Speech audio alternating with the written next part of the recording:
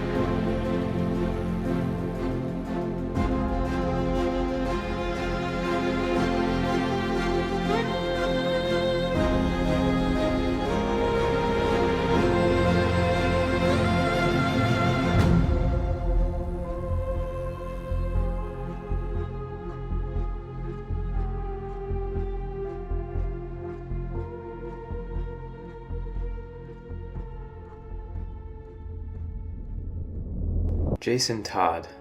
The second Robin had a penchant for trouble, even early on in his crime-fighting career. Jason had essentially been raised on the streets and coerced into the Mad Hatter's exploitation ring. He considered it a lucky streak when he was discovered by the Batman and got to take up the mantle of Robin. Together they took down the Mad Hatter, and the future seemed bright. Over the years, the Batman watched Jason become more and more violent and brash. Eventually, it caught up to Jason. During an investigation into the Joker's latest crime spree, Jason decided to chase a lead without telling the Batman. Jason's actions in the previous weeks leading up to this had led Bruce to believe Jason was feeling the pressure of working under the Batman's wing. Jason's behavior had become erratic, even hostile towards Bruce at times. While chasing the lead, Jason encountered the Joker in a warehouse and attempted to fight him. The Joker overpowered Robin and savagely beat him with a crowbar. Upon the Batman's arrival to the warehouse, all that remained was a tattered, bloody uniform. He assumed that Robin had been murdered by the Joker. Little did the Batman know, Jason had survived, albeit barely. The League of Assassins had been watching the Bat's crusade in Gotham, and jumped on the opportunity that arose with Jason's supposed death. Before the Batman could arrive on the scene, they recovered Jason. He was in bad shape and comatose, but the League had plans for him. Jason spent years in a coma. The League fed him through a tube during this time, and used a catheter as well, until one day, he finally awoke. He woke to a surrounding much different from the city he was familiar with. The sandstone and rock of the League's buildings were much harsher in contrast. Jason hardly recognized himself in the mirror.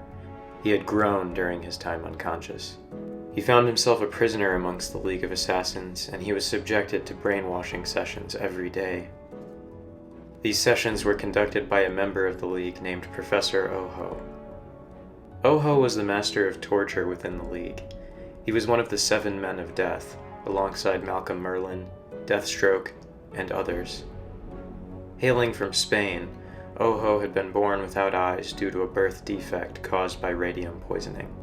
The poor safety conditions his parents had been working under were later linked to this. As a boy, Oho did not let his blindness get the better of him. He learned other skills that let him analyze the people around him, their conversations, their tones, and the small, minute sounds they made that indicated certain body language. He utilized this and became a truth-sayer, an analyst of people and behaviors. He earned money for his family and a reputation for himself. Soon his talents attracted the attention of Ra's al Ghul, leader of the League of Assassins. Ra's took the boy from his humble origins, training him, and Oho ascended through the ranks of the League over the years. Professor Oho was so loyal to Ra's that he considered his master a god, destined to save humanity. Jason Todd's subjection to Professor Oho's brainwashing and torture was excruciating on the young man. He had already suffered intense physical abuse at the hands of the Joker, and now he was suffering intense mental abuse at the hands of the League. Once Oho considered Jason to be broken, he was turned over to Ra's al Ghul himself for training. Ra's spent the next few years further honing Jason's skills, turning him into a human weapon.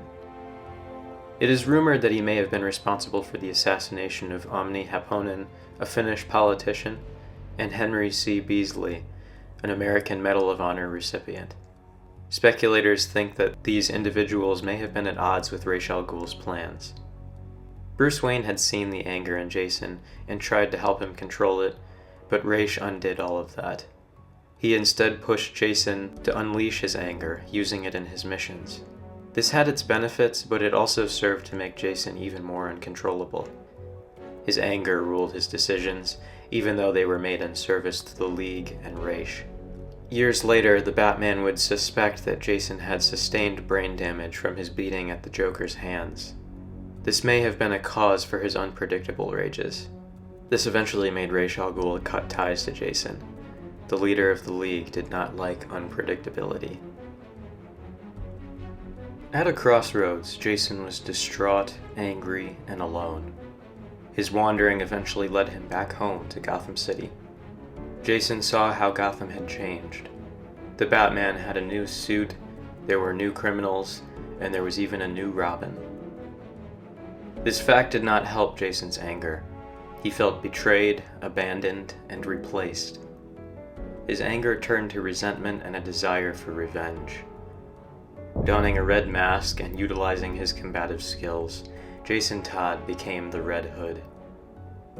At first, his strikes went unnoticed. A mugger killed here, a small-time robber there. The organized crime families in Gotham were mostly dissipated at this point, but there were some operations that remained. These vestiges were what the Red Hood went after first. A Maroni heroin operation was left in bloody tatters, the mobsters strewn in various pieces. This drew the attention of both the GCPD and the Batman. The Batman suspected almost immediately that this was no average criminal. He saw the rage in the murder scene, and it reminded him of that same rage he had seen all those years ago. Over time, the Red Hood became more and more bold with his attacks. It became clear to the Bat Team that this individual was trying to uproot the remaining organized crime families. His attacks would always leave behind many casualties. It seemed to them that the Red Hood was trying to make a point, that the Bat's methods were ineffective. The Red Hood seemed to believe in a more permanent form of justice, if one could call it that. It wasn't until the Batman finally confronted the Red Hood that the conflict came to an end. This conversation resulted in the Red Hood unmasking, confirming the Batman's suspicions. This new criminal was his former protege, Jason Todd. Jason and Bruce fought for several minutes, but eventually they reached a stalemate. Jason fell to the ground, collapsing from exhaustion, and the Batman leaned against a wall nearby. There, Jason finally vented about his anger to the Bat, voicing it for the first time in his life. Bruce listened and responded with sympathy, and took the responsibility for Jason's plight at the hands of the Joker years ago. This interchange served to mend some of the wounds between the Batman and former Robin. In spite of this, Jason still felt that he was past the point of no return. Before the Batman could stop him, the Red Hood leapt off the side of the building they were on. The Batman rushed to the side, but the Red Hood had vanished without a trace.